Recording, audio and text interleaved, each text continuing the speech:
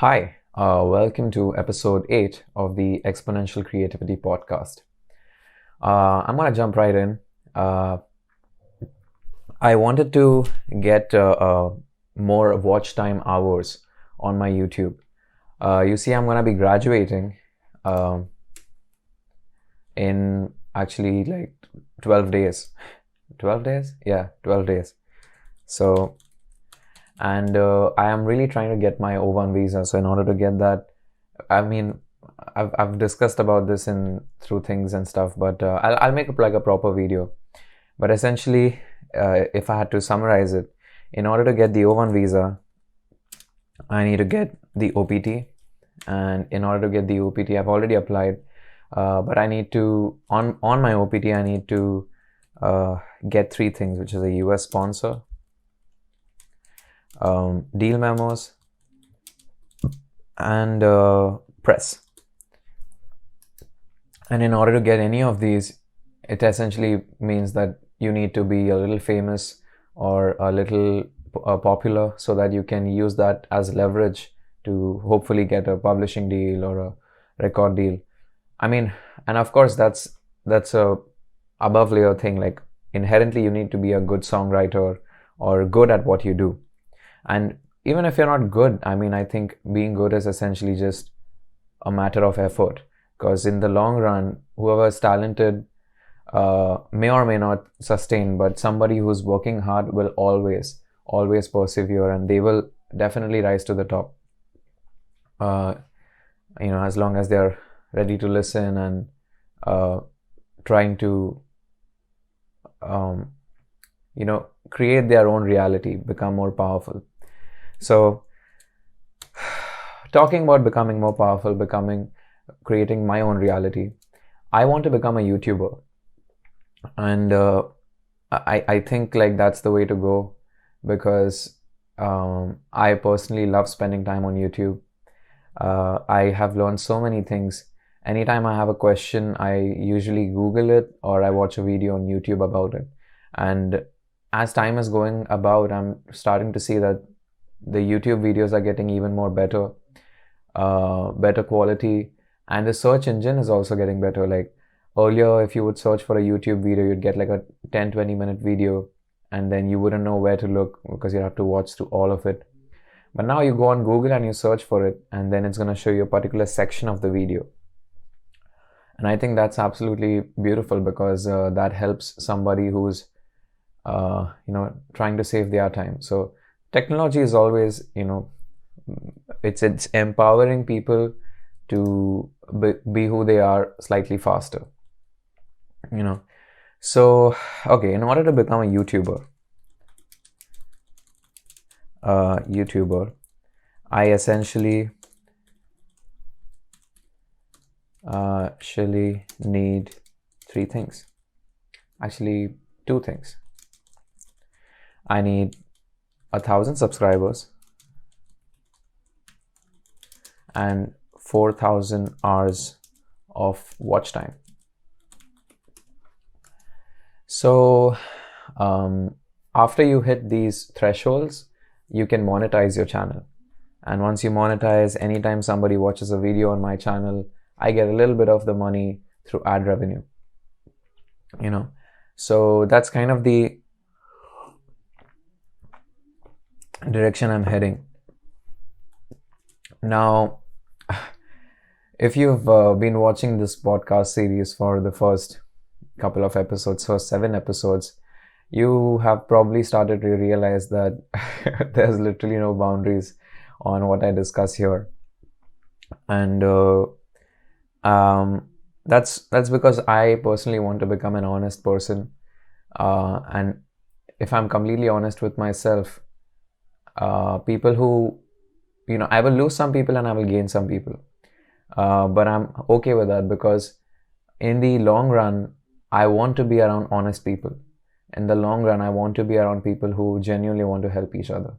So it's kind of like, if you become the kind of person you want to be around, you find those kind of people, So that's kind of the direction I'm heading towards. So why this episode is kind of going to be a little bit interesting is because um, I'm going to talk to you about criticism for creative people. Now, they will tell you that you need to have a thick skin. So let's talk about criticism for creatives.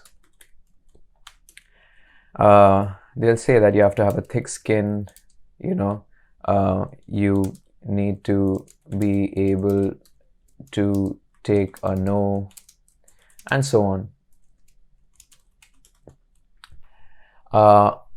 And I guess that makes sense, but it doesn't really make a lot of sense to me, because it feels like it's a shortcut that I'm telling you. So rather than saying or having this shortcut, I'll show you how I personally am. I think I still am a very thin-skinned person, but how I use that to become somebody who might look like somebody who's thick-skinned. So, thin-skinned person transforming into someone who is thick-skinned. Okay, so what does this mean? I shared this playlist like an idiot with my mom. I told her that, you just watch it. You don't even have to watch it. Just keep it playing so that I get the watch time hours. Currently, I'm at like 75 or 90 hours last I checked, and I need to get to 4,000, right? So I sent her this.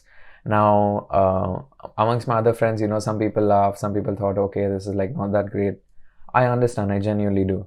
And the reason why, I know that it's going to get better. I am working actively towards making this podcast better. I'm working actively towards making a couple more one more podcast, and getting better with my music skills and so on and so forth. I've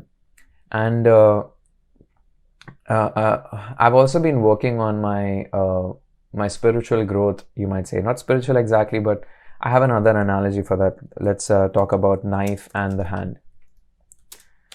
I'll get to this in a little bit, but okay. So how to become a thick-skinned person who's by themselves a very thin-skinned person. Now, every time somebody's critical of me, and if I feel something, then I always try to listen. I always ask myself that why is it that I felt this way, and why do I have an emotional reaction to something that somebody else said? There's probably some truth in what they're saying.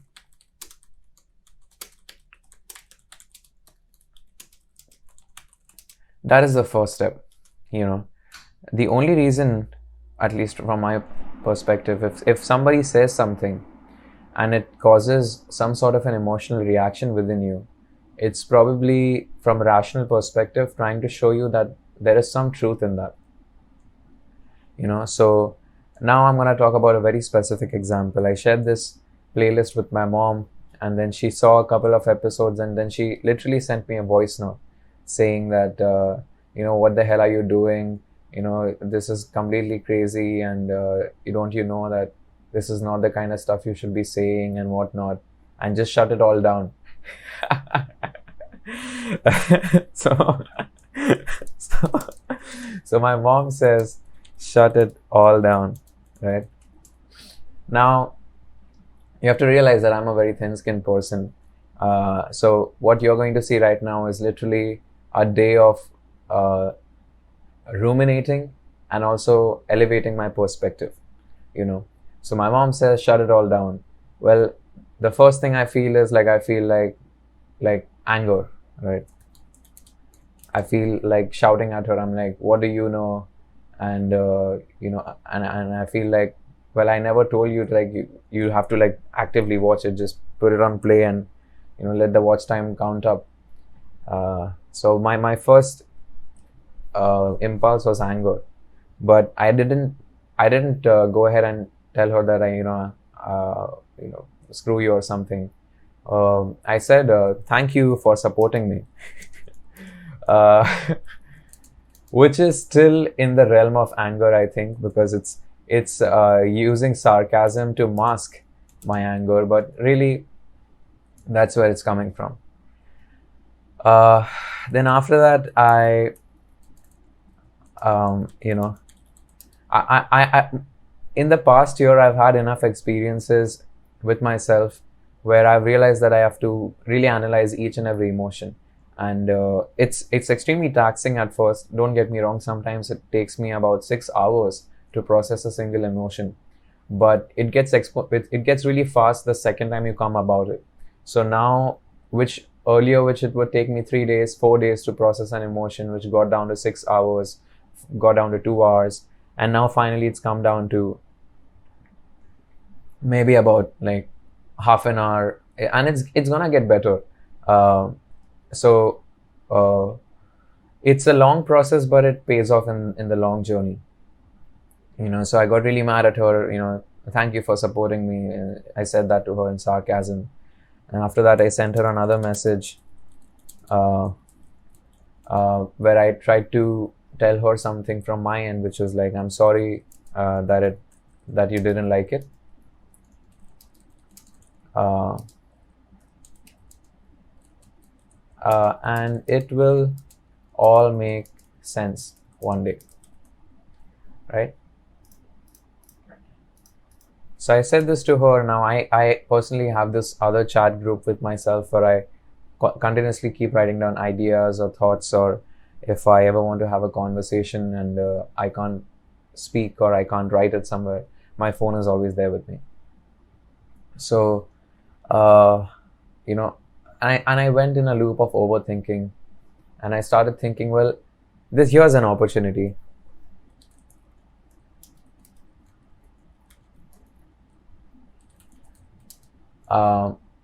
And to alter my perspective, I think there's like this philosophy called Stoicism, where the one of the things that you will read about it is you can't change how the world treats you, but you can always change how you feel about it, how you feel or think about it. And this is easier said than done. Personally, I have a very hard time like doing this, but over time I've gotten better at it. And it's almost like you write down what you're thinking, and then you reflect on it, and then you ask yourself, like, what would somebody else think? Like, what would this person think? What would this person think? What would I think? Sometimes that is a very empowering question. So um, so yeah, that's what I thought. Like, oh I asked myself,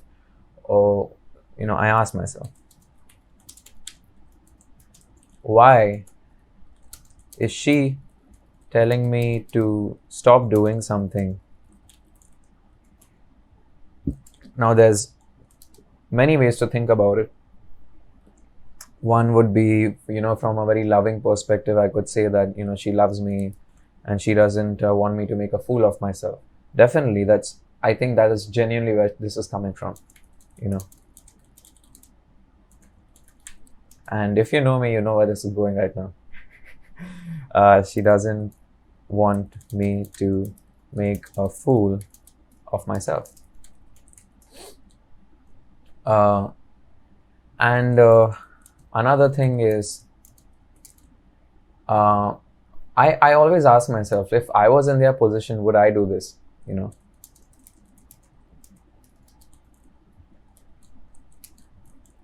Position, would I do this?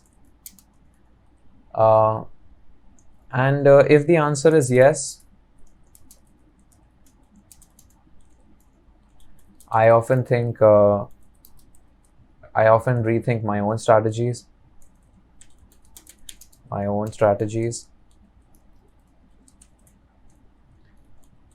And if the answer is no, I ask myself, if I wouldn't say this to someone, Like, I have never ever in my life told somebody they can't do something. uh, you know, I don't know why. I've never told anybody you can't do something. you know I've taught a lot of kids, and some kids will be like, I want to do this, sir, I want to do this. Or I've interact with people in general, and sometimes they have this desire of doing something, and then they are coming and talking to me, and they ask me, should I do this, what do you think about this? And I have always tried to encourage them, and while I do that, I also try to warn them about things that I see. If I was in their shoes, these are the things I would probably be worrying about. Are you also worrying about these things? And most likely those worries have been figured out. It's not because those worries have not been figured out, it's because they want somebody to stand by them, somebody to validate what they are thinking. Well, unfortunately, for me, I've had to be that person for myself. Everybody that I ever talk to in any sort of way, I never really get sort of the sort of validation or sort of the support that I want from an external source, and which is okay, I guess. And I don't even think I should probably like think about these things that way. But now that it's coming from within, A, and B, YouTube has been very helpful. So I watch a lot of YouTube videos where there's like some motivational stuff and things like that, and that really helps me. And I particularly like motivational videos which give you a strategy, or which give you an actionable process, something simple that I can implement, and that often helps in altering my perspective.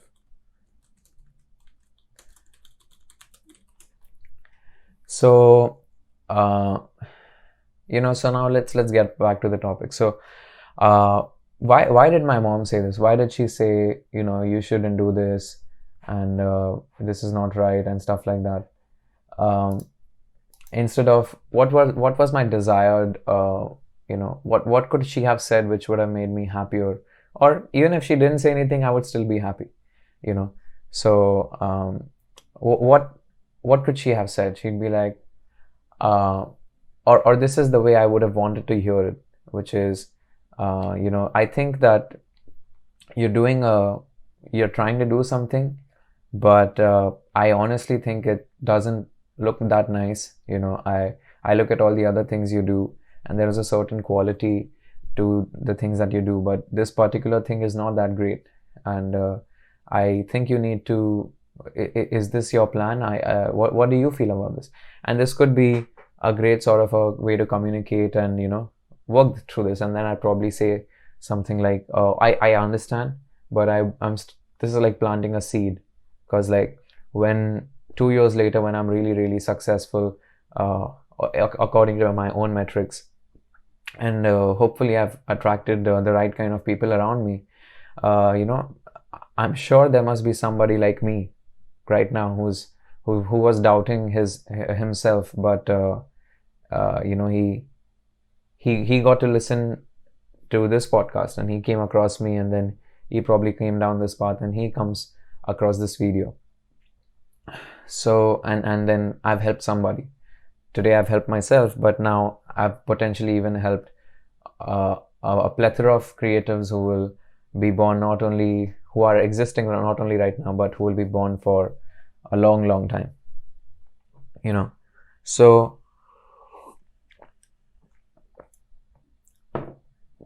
and I also feel like the kind of things that people tell you are the kind of things that they've been listening to. And I completely understand, like, anytime my mom has ever taken an endeavor, my dad is like, what's the point of this? Why are you doing this? This is not going to cause any monetary benefit. And I get that, but what people don't understand is money isn't everything. It's a big part, and if you don't have it, it becomes like very, very important for you. But life is most important. Your experience of life is limited, and then you have to ask yourself, do you want to live happily, or do you want to live in misery? You can live either ways.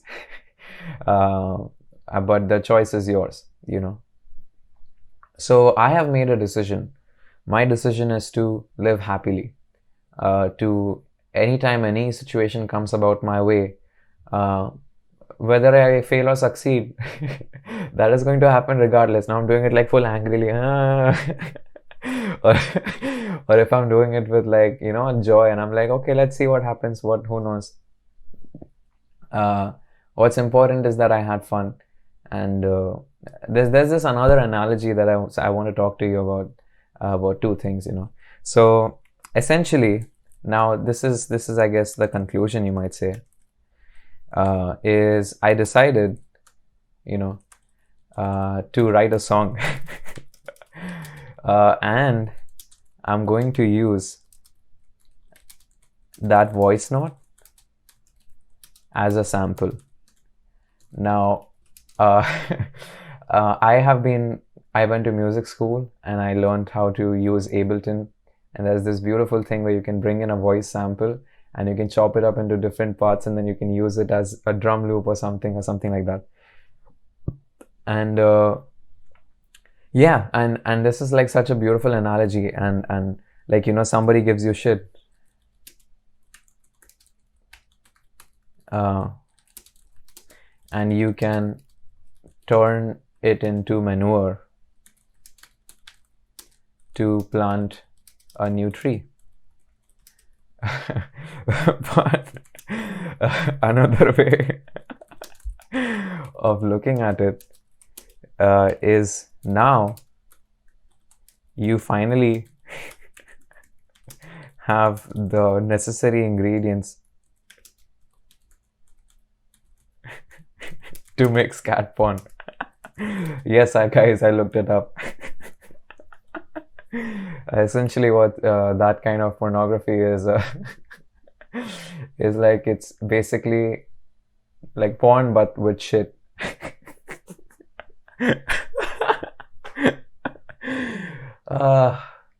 Sometimes I really think about the world that I'm living in,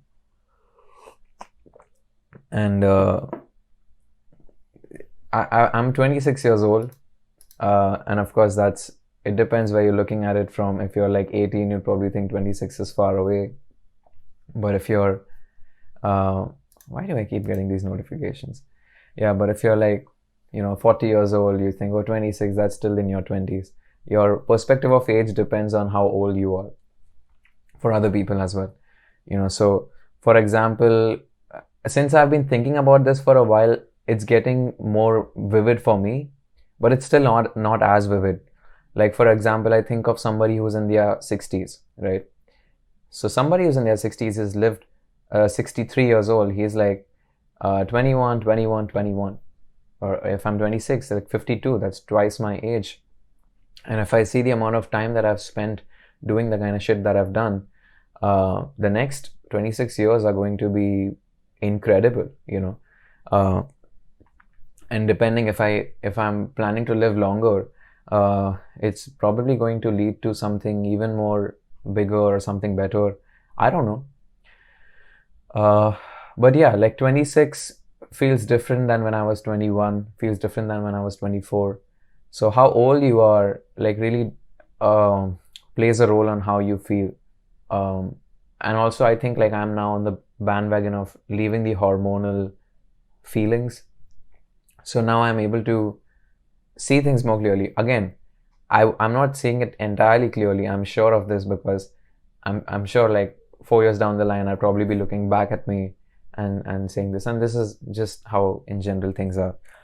So yeah, that's I was thinking about like maybe I could take this entire document and take some parts of it, or even what the things I'm saying, and turn it into a song using my mom's voice as a sample. And and in the bridge, I'll turn it around. And turn it around, I mean, like the real stuff. The real stuff is where I started things with, which was I'm sorry that you didn't like it, and it'll all make sense one day. So yeah, you see how did something that was making me feel so bad, how I turned it around by just thinking about it and just trying to give it a creative outlook and changing my perspective. And to tie that whole thing up, basically want to say that I hate you, McAfee, so much. I just want to say that this is how I became thick-skinned. And it is a longer process. Rather than just shunning everything, I have to sit and go through the pain, or feel the feeling, and see what this feeling is supposed to mean, and how I can use this in a positive way. And it in the long run, it ends up letting you grow. Every such opportunity which life brings is essentially an opportunity for you to grow, and that's what I'm doing. So that's how I became.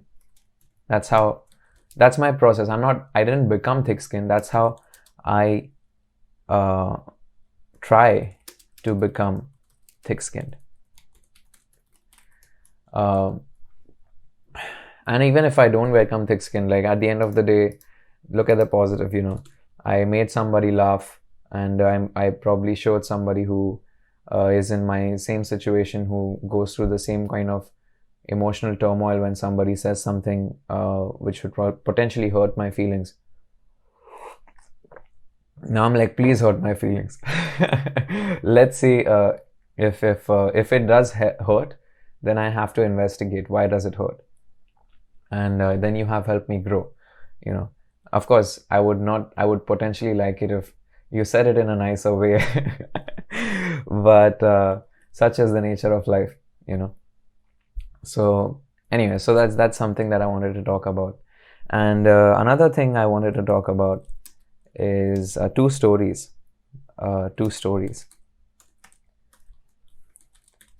One is Knife and the Hand, and the other is 8 Arrows.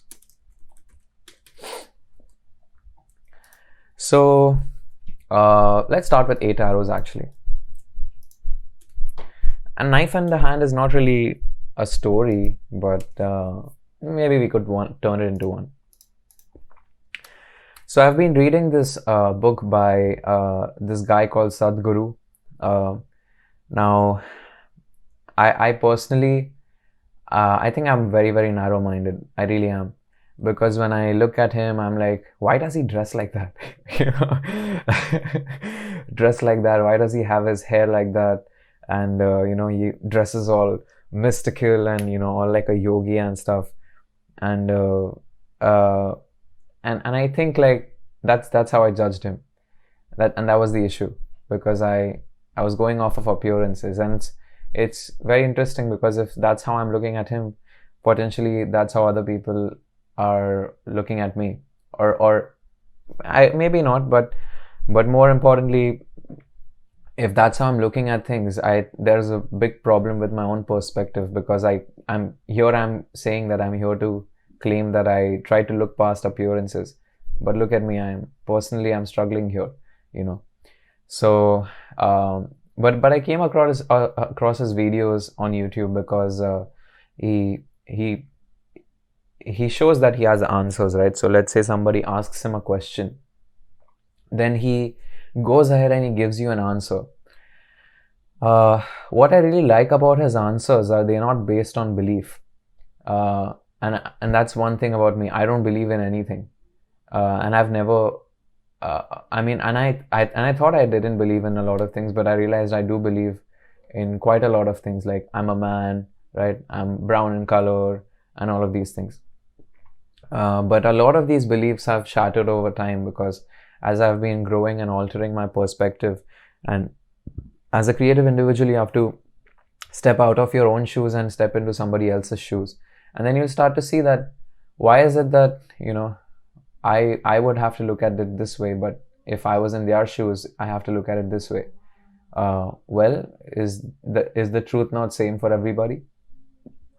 So anyway, so I've been this kind of guy who's always been, I don't know, and I'm always trying to seek, and I think that's one of the reasons why I've always learned so much, because I never claim to know that I know something, and that's another thing. Like the second you say that you stop growing in that domain. There is an uneasy feeling for sure, and as you grow up and as you learn more and more things, it makes you feel even more uneasy. In fact, just talking about this makes me feel more uneasy, because I started learning guitar, and I was in engineering, and I was like, oh my god, there's so much that I don't know. And you hope that one day you'll reach a point where you have to look back and be like, oh, now I know everything. Nope.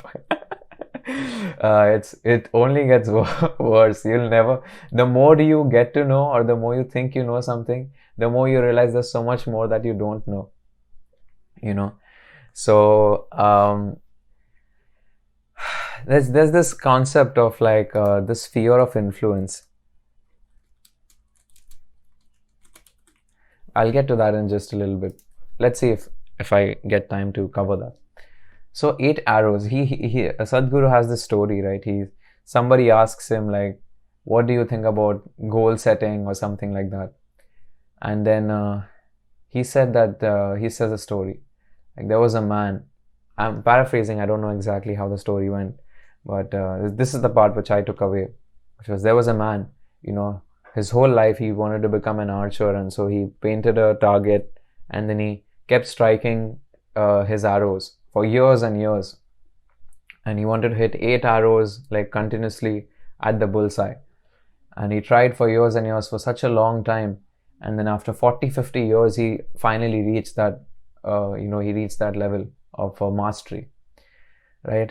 And then he's successful, celebrated, and then suddenly overnight his success is toppled, because in the news they say that there's a 8-year-old kid somewhere in this place who has hit all the 8 shots exactly on the bullseye 20 yards away.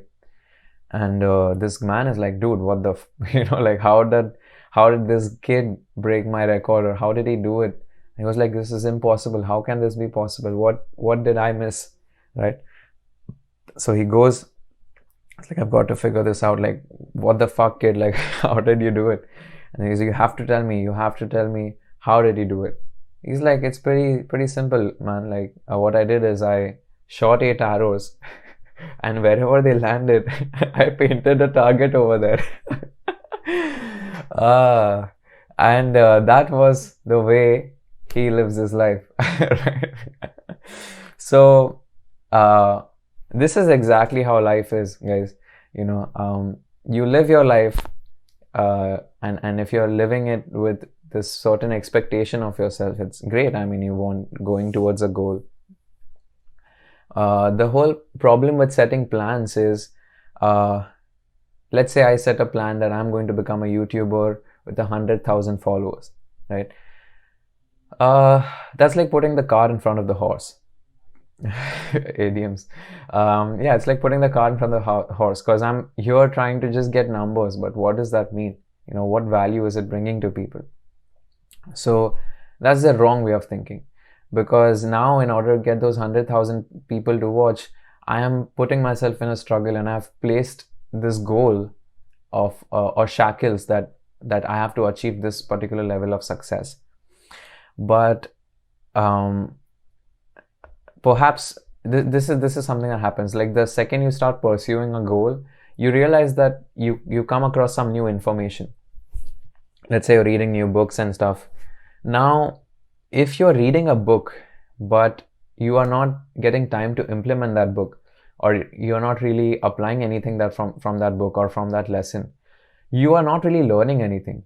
It's just it's satisfying your intellectual ego, but it's not really doing anything apart from that. And the reason I think why we just watch something but we don't apply it is because if we apply it, all our plans will change, and that uncertainty is something that is very hard to live with. So that's why people, they would rather stay dumb and stick to their own lane and stick to their previous beliefs, because the familiarity is and stability is feels better than not knowing and uncertainty, because your goal keeps changing again and again and again. What kind of employee would you make? But that's the thing. I'm not trying to be an employee. If you're trying to be an employee, I would say don't listen to what I'm saying. I'm talking to anybody who wishes to be creative and who's trying to monetize a creative endeavor, which is relatively hard for artists, not craftsmen. Okay, there's a big difference. That is another thing I could talk about, is artist versus craftsman. But okay, we'll get to that in a bit. So 8 arrows.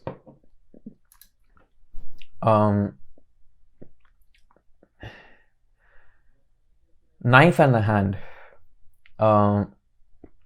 My whole life I've been a very, very intellectually driven person. I have been somebody who is very, very critical and a big skeptic. I always ask why, and people have grown tired of me. People don't know the answer and they're like, we don't even want to know. And I don't know why they don't want to know, but I really want to know. So I've always tried to know as much as I can. And I personally believe, or not believe, but something that I've known about myself is I don't think there's anything that I can't do. Of course there's a limitation of time, but if I set my mind to something, in my experience, I bring it to life, and probably if that thing is changing, like that goal is changing, it's because I'm acquiring new information. So, what I thought earlier was a good idea might probably turn out that I should probably change gear and think something different. So, as a whole, I've become a very sharp guy, somebody who thinks and very critically and can analyze and cut things really well.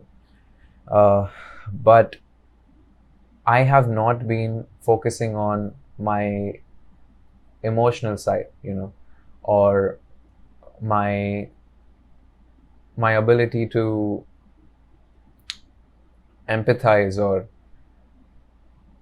think about the world more than me, rather than thinking about it always from my perspective. Thinking about if I say something like this, what are the implications of this? Just thinking before speaking, very common sense things. So the Sadhguru guy, he essentially has this analogy where he talks about intelligence as being like a knife, and it is a nature of intelligence to cut everything and know everything from within. But the thing about intelligence is you can cut everything. Like, let's say you cut me, right? You cut me all the way, and you see how each of my organs is, you see how my blood vessels are, you see me for each and every atom and whatnot. But if you cut me and you see me from inside all the way, does that mean that you now know me? Of course not, because I am a collection of not only just my physical attributes, but also of memory, that how I've been living my whole life, what experiences have come my way. I am also a product of my aspirations, and which are coming from memory perhaps. But this is the kind of thing. So you could cut me up all the way, but you'd still not know everything about me. And that analogy was very interesting to me, because that essentially means that you could cut everything, you could cut the entire universe, but there is there is a more than just cutting something to know something. And that was a very profound understanding for me, because I'm a very, very analytical, and I think I try to be, as I said, like, I don't know kind of a thing. So this I don't know, and this really showing things on a very, very scientific, experimental level kind of made sense to me. Of course, I have just experienced this idea, so I'm clearly not seeing the entire picture. But that's okay. The picture will get bigger and bigger. I will never be able to see the whole thing, but I will always try to see more of it. So, so this was about the knife. Now, and the hand. The hand is essentially me. So let's say I have a very, very sharp knife. That's my intelligence, right? But let's say I'm like crazy. My emotional energies and the way I'm thinking, feeling is not stable. Well, this knife I could use to stab myself. I could cut somebody else. The same analogies can be applied for gun violence, right? I have a gun, and now I'm stable. So I'm using it to protect the people around my family and protect people from criminals. But the same gun in the hands of a criminal, or in the hands of somebody, not even a criminal. A criminal is just somebody who's mentally disturbed. They how did they get there? That's the more important thing. So yeah, this criminal that is there, you have to ask, like, why is it that this criminal became a criminal, and he's unstable? So again, a sharp object in the hands of somebody who is unstable can end up hurting people, because they are empowered, but their empowerment is now going in a direction which is not led by a thought more than themselves, or about an inclusivity, including everybody. So I feel personally, maybe for me, I'm not that bad, but I think I'm definitely somebody who's trying to strengthen my hand. That sounds like a masturbation term. but yeah, essentially somebody who is, I think my knife is getting sharper, but right now I'm focusing on making my hand stronger, and just focusing on my mental attributes. And it's a process. But as I was showing you, at the start of this episode, that I'm a thin-skinned person, but I'm actively seeking to become more thick-skinned, or seeking any sort of information that comes my way like this. I try to absorb it and apply it, so that, and I try to take action on it rather than talking about it. Right now I might be, it seems like I'm talking about it, but I'm turning this into tangible information. After this podcast is done, in the next couple of days, I'm going to write a song about this, and then you will see it on YouTube or anywhere like that, and you probably might enjoy it. And that shift in perspective through the means of a song, through a great story, and probably through good visuals, is something that people might enjoy, and who knows. So yeah, condensing this heavy information into a short form is slightly a little harder, but that's why songs are so amazing. Like a good song, I don't mean like, we'll talk about that in just a second. So the next thing I wanted to talk about was this idea of a sphere of influence. Right? What is the sphere of influence? I think this is what this term is called, but I first came across this idea when I was taking a course on Coursera, and this course was called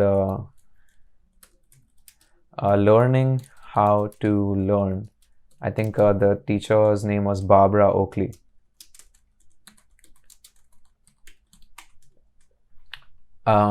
I really want to thank Coursera. Like, I learned a lot of things from their classes. They had this other class by this guy called Pat Patterson, who's John Mayer's songwriting teacher. And because of him, I think my songwriting journey got better.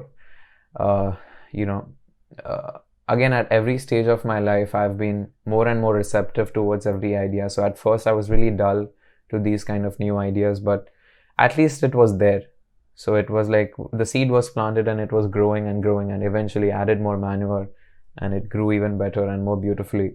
And right now I think it's in its early teenage years. And probably, hopefully in the next, in my lifetime, it blossoms into a beautiful tree. Right? So I wanted to talk about sphere of influence. So how she explained this was, imagine a piece of tissue paper, right? And imagine you have a ink blot pen, like with one of those old ones, where you dip the pen in the ink and then you write. So if you take that piece of tissue paper and you put your pen on the tissue paper, what's going to happen? The blot is slowly going to grow, right? And it's going to grow and grow and grow, and it'll slow down its growing at a certain point, but it'll still keep growing. And this is essentially the nature of knowledge, so the ink is what you know. Okay, so the second you touch the paper, everything that and the paper is all the information that's out there. That's the world that you need to know, you're trying to get to know. So when you put your pen on the paper, you are getting to know a lot of things, right? But as the ink blot grows, like you're learning, oh my god, this is great, but the circumference of that blot is also growing. And as a result, the more you know, the more you realize how much I don't know, and all the part that is still white, all the part that is still the tissue paper, is things you'll never get to know. So I think this idea is called sphere of influence. I don't know, but I'd say like the circle of knowledge, let's say, or I don't know. So that's just some idea that I had learned a while back, and I thought it was something interesting. And now I want to talk about something I feel very passionate about is artist versus craftsman, right? Nobody was ever there to tell me this information, but when I came across this information, I was like, dude, like why wasn't, it's okay, I guess, because I had an attitude of seeking, I did find it, but it's just something that I think you should think about, So whenever somebody asks me or my parents or somebody, what does your son do? What do you do? And there's two types of people, okay? When it comes to a creative endeavor, or in any sort of endeavor, really. There's people who do something really well, but they don't understand what they're doing, or why they're doing something. This could be like somebody who plays like really, really well, who has a great command over their instrument, who can play all the scales, who can play all the arpeggios, all the techniques and everything, and they can execute it to perfection, right? This is called craftsmanship, right? This is basically the idea of how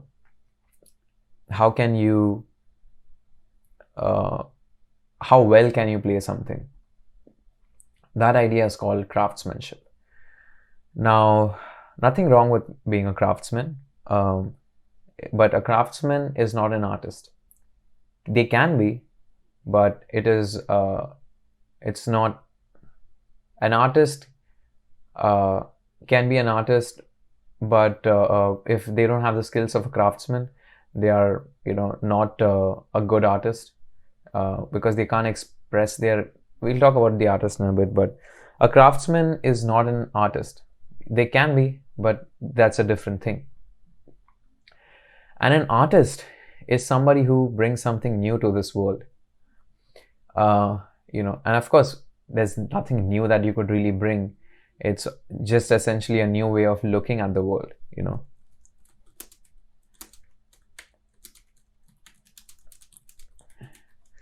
So, for example, let's say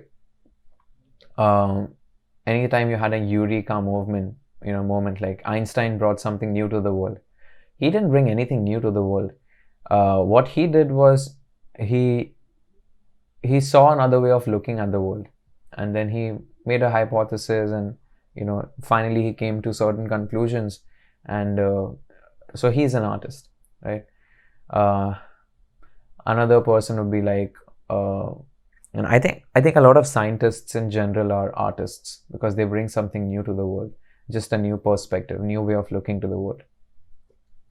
Now, as a musician, I think some things that seem like an artist to me, when I was growing up, I was a big fan of John Mayer.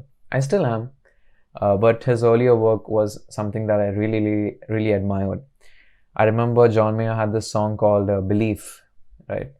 And where he's talking about what essentially belief is supposed to mean. Belief is a beautiful armor that makes for the heaviest sword. It's like punching underwater. You can never really hit what you're trying for. And it's such a beautiful way of expressing what a belief is. And the last two lines of that song are so beautiful.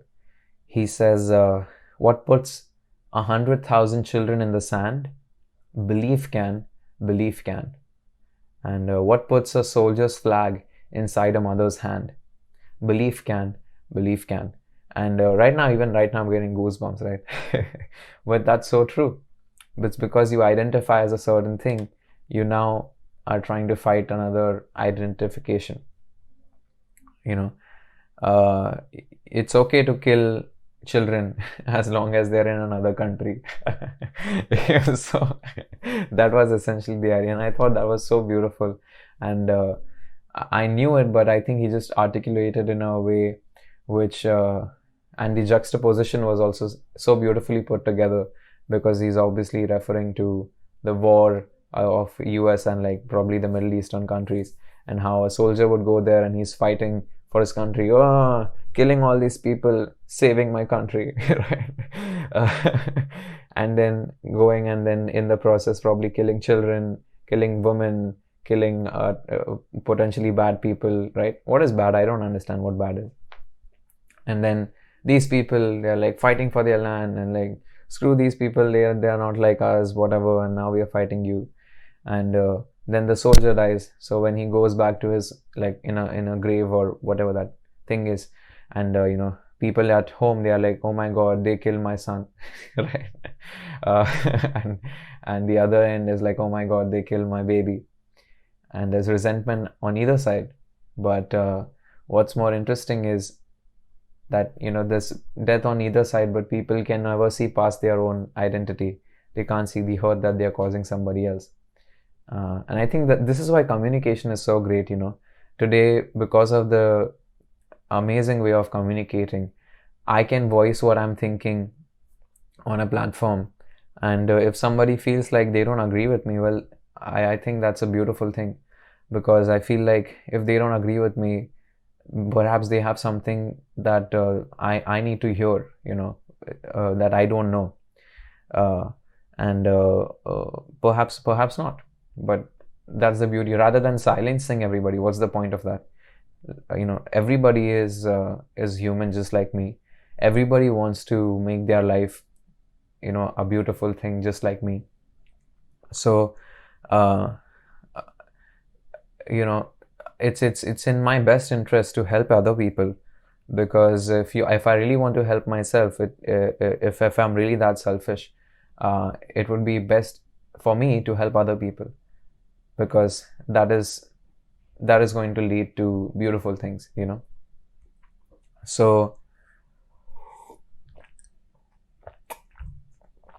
that was essentially the idea with an artist versus craftsman. And I don't have anything against craftsmen, but whenever somebody asks, oh, what does your son do? Everybody is expecting that sort of a cover gig answer, Oh, he is just somebody who can you play this person's song and you play that song. Yes, I can. But that is not of that much interest to me. What is of more interest to me is I'm trying to figure this thing out. I'm trying to figure out why is it that I think this way? What is the truth? And how our perspective so fun to play with, so on and so forth. So in my opinion, an artist would be somebody like Bo Burnham, and of course it seems like it's Bo Burnham, but he is a great artist, but he is also a great craftsman, and that's why he seems like a better artist. There might be people who have great thoughts, but they don't have the skills of craftsmen, and that's why their ideas will never be brought to life. So as an artist, you have to focus on being a craftsman as well, knowing the skills and practicing these skills, because whatever I might think, if I have good craftsmanship skills, I can bring those ideas to life. So that's essentially the idea with an artist versus craftsman. And there's nothing wrong with one way or the other, but I feel like I would want to go on the side of an artist. I really want to bring something new to this world, a new way of looking. And I found a couple of ways which I'm just, polishing and working on my craftsman skills right now. And that process takes a long time. This artist part is like basically who you are. So every person looks at the world differently, and that combined with your skills is what makes somebody, like great art come to life. I have a couple more minutes here, so I guess I'll just talk about one of my oldest best friends and probably end the podcast after that. When I started this whole podcast today, I was talking to you guys about becoming a YouTuber, and I made this playlist so that I can increase the watch hours on my channel so that I could eventually monetize the channel. I didn't ask a lot of people for help because I think everybody is tied up in so many different things, and I also think about if somebody came out of nowhere, they're coming to ask for help. If they haven't talked to me for a long time, I will still help them. I'll help them because they came knocking at my door, and what kind of a person would I be if I couldn't help somebody, if I have the time and if I have the right contacts and stuff, and if at some point I knew this person and helping them is going to make their life better, why wouldn't I help them? But it doesn't work the other way around. Most people value their time more than valuing somebody else's time, and they are more inclined on helping themselves. They don't realize that helping somebody else is going to pay dividends in the long run, and I'm guilty of this myself, but I'm trying to turn that thing around. I think another thing is how can I help you when I can't even help myself? That's another thing. So, but if somebody comes seeking to you for help, they probably are seeking help from you because they think you know something, and you could probably give them a resource or something that will get them started on that path. I guess that could be another thing. If somebody ever comes asking me for help, I'll be like, just start watching the podcast. You'll hear a lot of wisdom. So I just wanted to talk about my best friend, one of my oldest best friends. We don't talk much, but I still have the same amount of love for him, or even more actually. From the same time, I think he's been my friend since eighth grade, really good friends. And yeah, we don't talk much. He has an information technology job, like computer science or something. But he's genuinely very helpful, and he means well. He he does seem a little boring, but I think that you have to just be patient. I've noticed that I run out of patience very easily. So I have to continuously remind myself, be more patient, be more patient. Um, and yeah, one of my oldest best friends, like he he had so much to say and he was so helpful with this whole thing, and he's like, I'm watching the videos, the other views going up, I'm also like doing this and like certain tricks and stuff. And I was just so happy that he was so excited to help, and that he genuinely cares about me, and he's trying to make this come true for me. So yeah, I was really really happy. And I think you guys should keep an eye out for those kind of friends, you know um, because he's always helped me, like, uh, and I feel like a shitty friend because I think I've always gone to him only when I needed some help. But I also think, like, I've never told people not to come to me looking for help. I just think they don't do in general.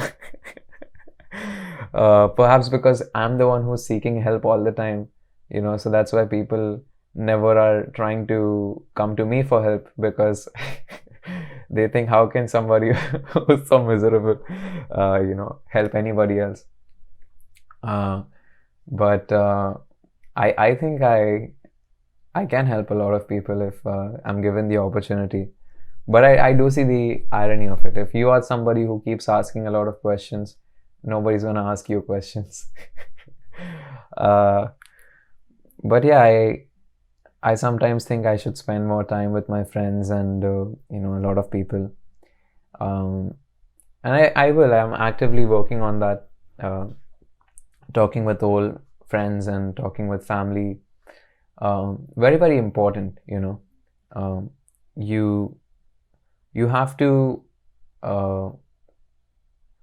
you can walk alone, yeah, for sure, but all of these people love you. Like, they might not voice their opinions in the most healthy way, your family or your friends, uh, but what you need to realize is, if they cared enough to say anything, it's because they care.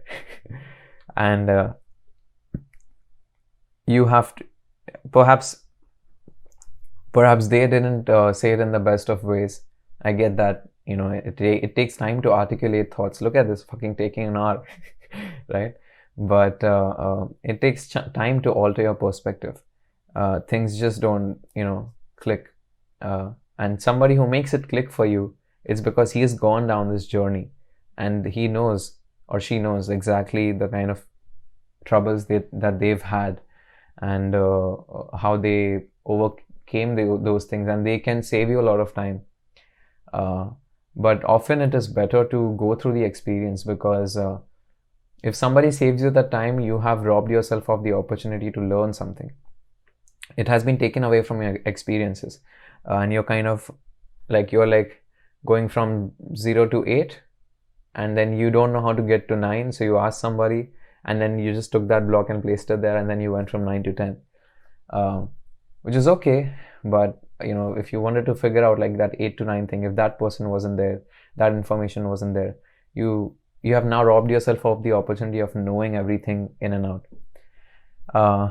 Of course, you can't know everything, and you have a limited amount of time, so you want to live fully, joyfully. But yeah, so those are some stories. So if I had to summarize, I'd say today we talked about becoming criticism for creatives, I guess, for creative individuals.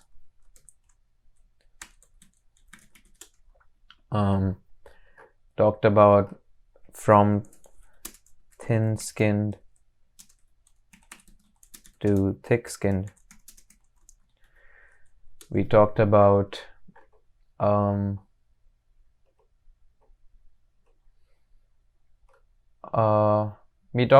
stories and Sadhguru, and this was basically 8 arrows. Talked about the knife and the hand. talked about circle of knowledge, artist versus craftsman, and my best friend. One of my best friend. Okay.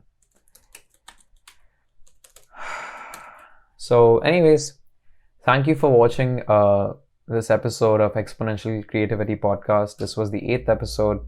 I can't believe I've gone through a week of this. I mean, I can actually. I want to do this for the whole year. And I'll try to stick to it. I really enjoy this hour a lot. It gives me a lot of clarity and